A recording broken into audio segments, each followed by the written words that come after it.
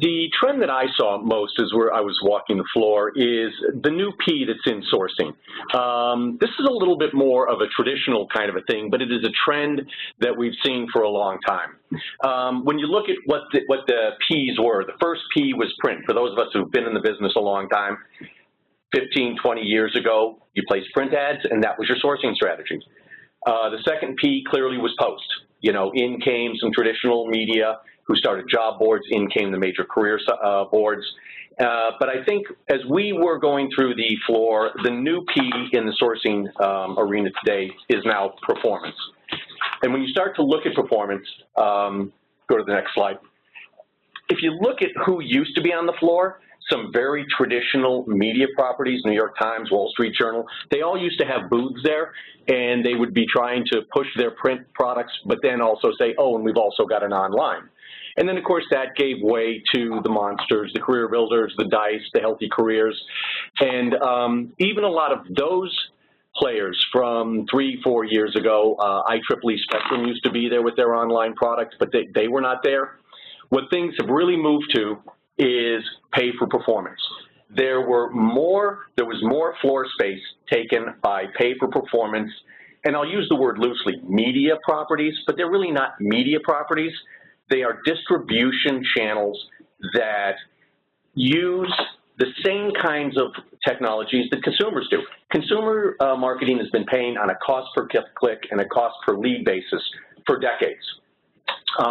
In the marketing side, it is all about not how many eyeballs you get. While it's important, it really is, can you get leads? Can you then convert those leads to sales? In the pay-for-performance floor space, we saw companies like ZipRecruiter, Appcast, LinkUp, Indeed, Simply Hired. Some of the names that have been around for several years that have started to modify their platforms to a pay-per-click model. Others that are new to the space that has some very, very, very interesting platforms and technologies that are going to continue to move to the pay-for-performance space.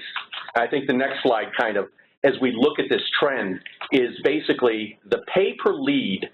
Pay-per-click is kind of where we're at now. I think a lot of companies have dipped their toe in that water. That's going to continue to trend out to a pay-per-lead and even a cost-per-application, a pay-per-application kind of thing. It will be a little bit disruptive. It will change the monetary side of the game.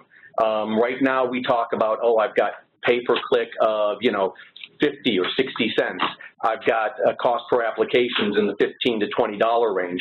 I think as we move to pay per leads and we move to pay per application, it won't be about how cheap you can get a click.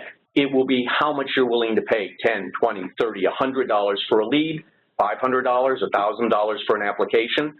But this is one of the trends that I see coming through, and I think the early results in the pay-for-performance model, if you look at some of the traditional players that are on this slide, and then I highlighted the Indeed sponsored, the fact that it is producing very competitive cost per click rates, CPC, and very competitive cost per application, CPA rates. And I think this trend will continue, and kind of the takeaway that I have for the audience here is, as we get into Q4 and you start your budgeting for 2015, if you're not integrating or putting some sort of pay-for-performance model into your sourcing strategy, you're probably going to end up paying too much overall. So I think that's one of the trends that I thought was very clear, and I look forward to watching that one grow over the next couple of years.